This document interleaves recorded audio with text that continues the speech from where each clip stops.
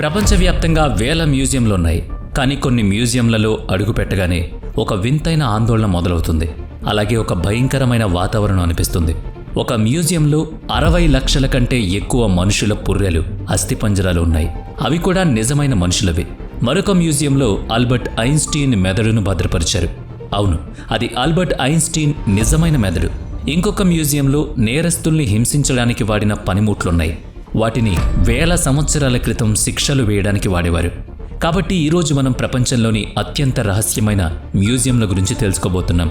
ఇక మనం టాపిక్ మొదలు పెడితే మొదటిది ఆమ్స్టర్డామ్లోని టార్చర్ మ్యూజియం. ఈ మ్యూజియంలో నిజమైన హింసా సాధనాల్ని ప్రదర్శనకు ఉంచేవారు. మధ్యయుగంలో ప్రజలను బాధ పెట్టడానికి వీటిని వాడేవారు. నేరాలు ఒప్పుకునేలా చేయడానికి, వారికి కఠినమైన శిక్షలు విధించడానికి వీటిని ఉపయోగించేవారు. అంటే ఇవి కేవలం ఇనుప యంత్రాలు మాత్రమే కాదు, ఇవి మనిషిలోని క్రూరత్వానికి సజీవ సాక్ష్యాలు. మీరు ఈ మ్యూజియంలోకి అడుగు పెట్టగానే అక్కడ వెలుతురు తగ్గిపోతుంది. ఆ గోడలు మధ్యయుగపు సన్నటి వీధుల్లా కనిపిస్తాయి. ప్రతి వైపు అద్దాల పెట్టెల లోపల ఒక్కొక్క హింసా సాధనాన్ని ఉంచారు. అక్కడ ఉన్న 7 బోర్డుల మీద ఆ పరికరాలతో హింస అనుభవించిన వారి కథలు రాసుంటాయి. ఈ సాధనాల్ని చూస్తే మనకు ఒకే ఒక్క ప్రశ్న వస్తుంది: ఒక మనిషి మరొక మనిషికి అంత నొప్పిని ఎలా ఇవ్వగలడు అనిపిస్తుంది. ఇప్పుడు ఒక్కొక్కటిగా ఆ సాధనాల గురించి మనం అర్థం చేసుకుందాం. మొదటి సాధనం పేరు ది స్ట్రేపడు. ఎవరైనా ఈ పరికరంతో శిక్ష విధించాలంటే ముందుగా వారి చేతులను వెనక్కి కట్టేసేవారు. ఆ తరువాత ఒక తాడుతో వారిని గాల్లో వేలాడదీసేవారు. దీనివల్ల ఆ మనిషి మీద ఒక పెద్ద పర్వతం పెట్టినట్లుగా భారం పడేది. నొప్పిని మరింత పెంచడానికి బాధితుల కాళ్లకు పెద్ద పెద్ద రాళ్లను కట్టేవారు. మ్యూజియంలో దీనికి సంబంధించిన అసలు చెక్క చట్రం ఇప్పటికీ ఉంది. దాని కింద ఒక పెయింటింగ్ కూడా ఉంది. అందులో ఒక మనిషి గాల్లో వేలాడుతూ కనిపిస్తాడన్నమాట. ఇక అత్యంత భయంకరమైన విషయం ఏంటంటే కనీసం శతాబ్దం కూడా రాకుండా అతని నోరు తెరిచుంటుంది. తర్వాత పరికరం పేరు ది ఇంక్విజిషన్ చైర్. ఇది ఒక ఇనుప కుర్చీ. దీని మీద 150 నుంచి 200 వరకు పదునైన ముళ్ళుంటాయి. బాధితుల్ని దీనిపై కూర్చోవాలని బలవంతం చేసేవారు. ఆ ముళ్ళు శరీరంలోకి నెమ్మదిగా చొచ్చుకుపోయేలా పైనుంచి పట్టీలను గట్టిగా బిగించేవారు. అత్యంత భయంకరమైన విషయం ఏంటంటే వారిని ఈ కుర్చీలో కాసేపు మాత్రమే కూర్చోబెట్టేవారు కాదు, కొన్ని గంటల పాటు లేదా కొన్ని రోజుల పాటు అలాగే ఉంచేవారు. మ్యూజియంలో ఉన్న ఆ కుర్చీ ముళ్లపై ఇప్పటికీ ముదురు గోధుమ రంగు మరకలు కనిపిస్తున్నాయి. అక్కడి వారు వాటిని రక్తం మరకలని చెబుతారు. మూడో పరికరం పేరు ది బ్రాండింగ్ ఐరన్. ఈ పరికరాన్ని నేరస్తులు మరియు ద్రోహుల మీద ఉపయోగించేవారు. ఇది ఒక ఇనుప రాడ్ లాగా ఉంటుంది. దీని చివర ఒక గుర్తు ఉంటుంది. దీన్ని మంటల్లో బాగా వేడి చేసి నేరుగా చర్మం మీద గట్టిగా నొక్కి పెడతారు. ఒక్కసారి ఆలోచించండి, ఇలాంటి హింసను మనం భరించగలమా? మ్యూజియంలో ఉంచిన ఈ బ్రాండింగ్ ఐరన్ల చివర్లు క్రాస్, కిరీటం, అక్షరాల గుర్తులు ఉంటాయి. అంటే వారు చేసిన నేరాన్ని బట్టి వారికి శిక్ష పడేది. ఈ గుర్తుల ద్వారానే ఆ శిక్షను అమలు చేసేవారు. తర్వాతి పరికరం పేరు ఏ థంబ్ స్క్రూస్. ఇది ఒక చిన్న లోహపు క్యాంప్ లాగా ఉంటుంది. దీంట్లో బాధితుడి వేళ్లు లేదా బొటన వేళ్లు పెట్టి నెమ్మదిగా బిగిస్తారు. వాళ్ళ ఎముకలు విరిగిపోయే వరకు అది బిగిస్తూనే ఉంటారు. ఇప్పుడు మనం ది స్కల్ క్రషర్ అనే పరికరం గురించి మాట్లాడుకుందాం. మీరు హైడ్రాలిక్ ప్రెషర్ మిషన్ గురించి వినే ఉంటారు. అది ఎంత గట్టి వస్తువునైనా సరే అనేక ముక్కలుగా నలిపేస్తుంది. ఆ కాలంలో కూడా సరిగ్గా అలాంటి ఒక పరికరం ఉండేది. దాని లోపల నేరస్తుడి తల పెడతారు. పైనుంచి ఒక స్క్రూని బిగిస్తూ ఆ మనిషి తలను దారుణంగా నలిపేస్తారు. వాళ్ళు ఎంత బాధ భరించేవాళ్ళో ఒక్కసారి ఊహించుకోండి. ఇప్పుడు మనం ఆఖరి పరికరం దగ్గరకు వెళదాం. ఆ పరికరం పేరు ది ఐరన్ మేడన్. ఇది అచ్చం శవపేటిక ఆకారంలో ఉండే ఒక పెద్ద నిర్మాణం. దీని లోపల చాలా పదునైన ముళ్ళుంటాయి. బాధితుణ్ణి దీని లోపల పెట్టి గట్టిగా మూసేస్తారు. ఆ ముళ్ళు ఆ మనిషి శరీరంలోకి దారుణంగా గుచ్చుకుంటాయి. కానీ దీనివల్ల వాళ్లకు వెంటనే మరణం రాదు. బదులుగా ఆ మనిషి చావు కోసం ఎదురు చూసేంత నొప్పి కలుగుతుంది. ఈ మ్యూజియం నుంచి బయటకొచ్చేటప్పుడు ప్రజలు నవ్వుతూ రారు, చాలా నిశ్శబ్దంగా బాధతో వస్తారు. ఇక తర్వాత అమెరికాలోని ది మటర్ మ్యూజియం. ఈ మ్యూజియం తలుపు తెరవడానికి మీకు ఒక వింతైన నిశ్శబ్దం ఎదురవుతుంది. అది ఆసుపత్రిలోని నిశ్శబ్దం లాంటిది కాదు. వ్యాధులు, వైకల్యాలు, నొప్పులతో జీవితాన్ని గడిపి చరిత్రలో కలిసిపోయిన మృతదేహాల నిశ్శబ్దం అది. అదే అమెరికాలోని ఫిలడెల్ఫియాలో ఉన్న మటర్ మ్యూజియం. ఇది ప్రపంచంలోని అత్యంత ఆందోళన కలిగించే, ఆశ్చర్యపరిచే వైద్య మ్యూజియం. ఇక్కడ సాధారణ ప్రపంచం ఎప్పుడూ చూడలేని మానవ శరీరం తాలూకు రహస్యాలు భద్రపరిచారు. ఈ మ్యూజియంలో ది మెగాకోలన్ అనే ఒక అవయవం ఉంది. అది దాదాపుగా 8 అడుగుల పొడవు, 40 కిలోల బరువు ఉండే ఒక పెద్ద మనిషి పేగు.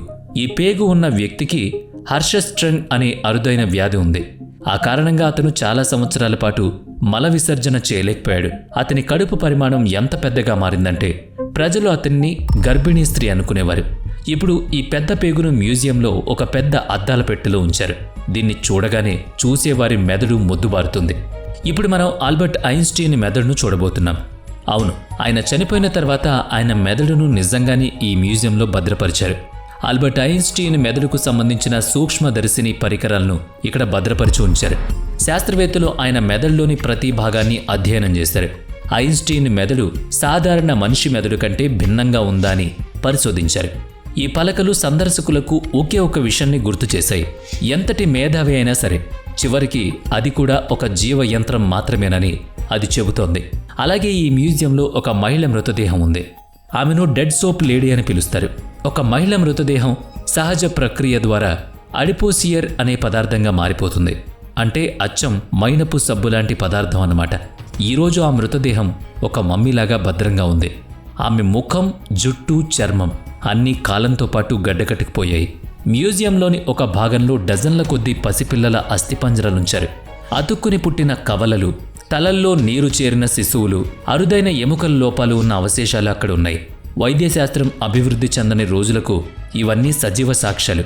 ఆ కాలంలో వైద్యులు వ్యాధులను అర్థం చేసుకోవడానికి నిజమైన మృతదేహాల్ని భద్రపరిచేవారు. ఇక ప్రతి పుర్రెతో పాటు ఆ మనిషి పేరు, వాళ్ళు చనిపోవడానికి గల కారణం, వాళ్ళ నేపథ్యం కూడా రాసుండేది. మీరు ఈ మ్యూజియం నుంచి బయటకు వచ్చినప్పుడు భారమైన హృదయంతో బయటకు వస్తారు. ఇక నెక్స్ట్ వన్ ముంబైలోని ది పారాడాక్స్ మ్యూజియం. ఇది ఏమాత్రం సాధారణ మ్యూజియం కాదు. ఇక్కడ భౌతిక శాస్త్ర నియమాలు పనిచేయవు. తర్కానికి అస్సలు తావుండదు. మనిషి తన సొంత కళ్ళని నమ్మడం మానేస్తాడు. ఇక్కడ ఒక గది ఉంది. దాన్ని ది యాంటీ గ్రావిటీ రూమ్ అని పిలుస్తారు. ఇది ఇక్కడ అత్యంత ప్రసిద్ధమైన గది. ఇక్కడ మీరు ఒక సరళ రేఖలో నేరుగా నడుస్తూ ఉంటారు. కానీ మీ శరీరం మాత్రం 45 డిగ్రీల కోణంలో వంగిపోయి ఉంటుంది. ఏదో అదృశ్య శక్తి మిమ్మల్ని పక్క నుంచి నెట్టుతున్నట్లుగా అనిపిస్తుంది. నీరు పల్లం వైపు కాకుండా ఎత్తువైపు ప్రవహిస్తూ ఉంటుంది. బంతి కింద కాకుండా పైకి దొర్లుతూ వెళుతుంది. అదంతా చూసి అసలు ఇదంతా ఎలా జరుగుతోందని మీలో మీరే ఆశ్చర్యపోతారు. దీని లోపల ది ఇన్ఫినిటీ మిర్రర్ రూమ్ అనే మరొక గది కూడా ఉంది. అక్కడ మీరు ఒక్కరు కాదు, 1000 మందిగా మారిపోతారు. మీరు ఆ గదిలో నిలబడతారు. అప్పుడు మీ ప్రతిబింబం అన్ని దిశల్లోనూ కనిపిస్తుంది. మీరు అనేక లోకాల్లోకి ప్రవేశించినట్లు అనిపిస్తుంది. ఇక్కడ ఒక సొరంగం ఉంది. దీన్ని డెత్ పారాడాక్స్ సొరంగం అని కూడా అంటారు. మీరు దాని లోపల ఒక కదలకుండా ఉండే వంతెన మీద నడుస్తూ ఉంటారు. కానీ మీ మెదడు ఒక సంకేతం ఇస్తుంది. మీరు తిరుగుతున్నట్లు, అలాగే కింద పడిపోతున్నట్లు అనిపిస్తుంది. అక్కడికి వెళ్ళిన ప్రజలు నేరుగా తూలి కింద పడిపోతూ ఉంటారు. కానీ అక్కడ నేల మాత్రం చాలా చదునుగా ఉంటుంది. ఈ భ్రమ మీ మెదడులోని సమతుల్యతను దెబ్బతీస్తుంది. ఇక్కడ ది శ్రింకర్ గ్రోయర్ రూమ్ అనే ఒక మాయా గది కూడా ఉంది. అక్కడ మీరు మీ ఎత్తును చిన్నది నుంచి పెద్దదిగా మార్చుకోవచ్చు కూడా. ఇక 4వది టెక్సాస్లోని ది మ్యూజియం ఆఫ్ వియర్డ్. ఇది ప్రపంచంలోని అత్యంత వింతైన, భయంకరమైన మరియు ఎవరూ ఊహించలేని మ్యూజియం. అసలు దీని లోపల ఏముంది ఇప్పుడు మనం చూద్దాం పదండి. లోపలికి వెళ్ళగానే మీకు ఒక పెద్ద మంచు పెట్టి కనిపిస్తుంది. అందులో మనిషిని పోలిన ఒక జీవి మంచులో గడ్డకట్టి ఉంటుంది. 1960వ దశకంలో ఇది ప్రపంచం ముందుకు వచ్చినప్పుడు ప్రజలు నిజంగా ఆశ్చర్యపోయారు. ఇది ఒక అరుదైన, తెలియని జాతికి చెందిన జీవి కావచ్చని కొందరు శాస్త్రవేత్తలు చెప్పారు. కొందరు మాత్రం ఇది బిగ్ ఫుట్ అనే జీవి పిల్లగా రకరకాలుగా కథలు వల్లించారు. ఇప్పటి వరకు దీనికి సంబంధించిన ఎలాంటి ఖచ్చితమైన ఆధారం దొరకలేదు. ఇది చూస్తేనే మన శరీరం చల్లబడిపోయే ఒక మంచు రహస్యం. ఆ తర్వాత ఫిజీ మర్మెయిడ్ వస్తుంది. ఇది కథల్లో చెప్పుకునే అందమైన జలకన్య లాంటిది కాదు. ఇది చూడడానికి సగం కోతి, సగం చేప ఆకారంలో ఉంటుందన్నమాట. దాని శరీరం మొత్తం కుట్టినట్లుగా, వంగిపోయినట్లుగా కనిపిస్తుంది. ఆ తర్వాత ది టెక్సాస్ బిగ్ ఫుట్ గోడ వస్తుంది. మ్యూజియం లోపల ఒక గోడ మొత్తాన్ని ఈ బిగ్ ఫుట్ దర్శనానికి కేటాయించారు. కొందరు పర్వతాల మీద ఎవరో ఏడుస్తున్న శబ్దం విన్నారు. మరికొందరు ఒక పెద్ద నీళ్ను చూశారు. ఇంకొందరు దట్టమైన అడవిలో ఎవరో అడుగులు వేస్తున్నట్లుగా వస్తున్న శబ్దం విన్నారు. కొంతమంది అయితే దాని కళ్ళలో మనిషికుండే తెలివితేటలున్నాయన్నారు. దీన్ని నమ్మడం లేదా నమ్మకపోవడం అనేది పూర్తిగా మన ఇష్టం. కానీ ఆ గోడ ముందు నిలబడితే ఒక వింతైన భయం, అలాగే ఉత్సుకత కలుగుతాయి. ఇప్పుడు మనం ది లిజార్డ్ మ్యాన్ అని పిలిచే ఒక నమూనాను చూద్దాం. ఇది మనిషి అలాగే సరీసృపాల కలయికగా కనిపిస్తుంది. ఆ భారీ ఆకారాన్ని చూస్తే అదేదో రహస్య ప్రయోగశాలలో విఫలమైన ప్రయోగంలా అనిపిస్తుందన్నమాట. ఇలా రకరకాలుగా మనం చూడొచ్చు. ఇక నెక్స్ట్ వన్ ప్యారిస్ కాటాకోమ్స్ మ్యూజియం. ఇది భూమి కింద ఉన్న ఒక నగరం. ఇక్కడ 60 లక్షల మంది ప్రజలు నేటికి నిద్రిస్తున్నారు. ప్యారిస్ నగరాన్ని ప్రజలు శృంగారం, కళలు, ఫ్యాషన్ మరియు ఈఫిల్ టవర్ పేరుతో గుర్తిస్తారు. కానీ ఈ నగరం కింద ఒక భయంకరమైన ప్రపంచం దాగి ఉంది. దాన్ని చూస్తే ఏదో భయానక చరిత్ర దాని కింద సెటిల్ అయినట్టు ఉంటుంది. ఇక్కడ ఇరుకైన సొరంగాలు, చల్లని గాలి, పూర్తిగా చీకటి ఉంటుంది. అలాగే గోడలపై లక్షల్లో కాదు కోట్ల సంఖ్యలో మనుషుల ఎముకలు, పుర్రెలు వరుసగా పేర్చుంటాయి. కానీ అసలు ఈ మ్యూజియం ఎందుకు నిర్మించారు? ఇప్పుడు మనం తెలుసుకుందాం. 1700వ సంవత్సరం చివర్లో ప్యారిస్ నగరం చాలా సమస్యలను ఎదుర్కొంటోంది. శ్మశాన వాటికలు నిండిపోవడం, కుళ్ళిపోతున్న మృతదేహాలు, అంటువ్యాధులు ప్రబలడం వంటి సమస్యలొచ్చాయి. అలాగే ఆ దుర్వాసన నగరమంతటా వ్యాపించింది. అధికారులు ఆ మృతదేహాలను భూమి కింద ఉన్న పాత గనుల సొరంగాల్లోకి మార్చాలని నిర్ణయించారు. ఒకదాని తర్వాత ఒకటిగా శ్మశాన వాటికలు ఖాళీ అయ్యాయి. ఆ సొరంగాలు ఇరుకైన మార్గాల్లో పుర్రెలు, ఎముకలను ఒక నిర్దిష్టమైన ఆకృతిలో అమర్చారు. ఈ మొత్తం ప్రక్రియ పూర్తి కావడానికి 12 సంవత్సరాలు పట్టింది. నేడు ఈ కాంటాకోబ్స్లో దాదాపుగా 60 లక్షల మంది అస్థిపంజరాలున్నాయి. ప్రజలు సందర్శించే మ్యూజియం ప్రాంతం చాలా చిన్నది. కానీ ఈ కాటాకోంబ్స్ అసలు వలయం 320 కిలోమీటర్ల కంటే ఎక్కువగా లోపలికి చొచ్చుకుని విస్తరించుంది. ఇందులో 95% ప్రాంతంలో ప్రవేశించడం పూర్తిగా నిషేధం. వీడియో నచ్చితే లైక్ చేయండి, షేర్ చేయండి. ఇప్పటి వరకు మన ఛానల్ని సబ్స్క్రైబ్ చేయనట్లయితే ఇప్పుడే సబ్స్క్రైబ్ చేసుకుని పక్కనే ఉన్న బెల్ ఐకాన్పై క్లిక్ చేయండి. నెక్స్ట్ వీడియోలో మళ్ళీ కలుద్దాం. Thanks for watching.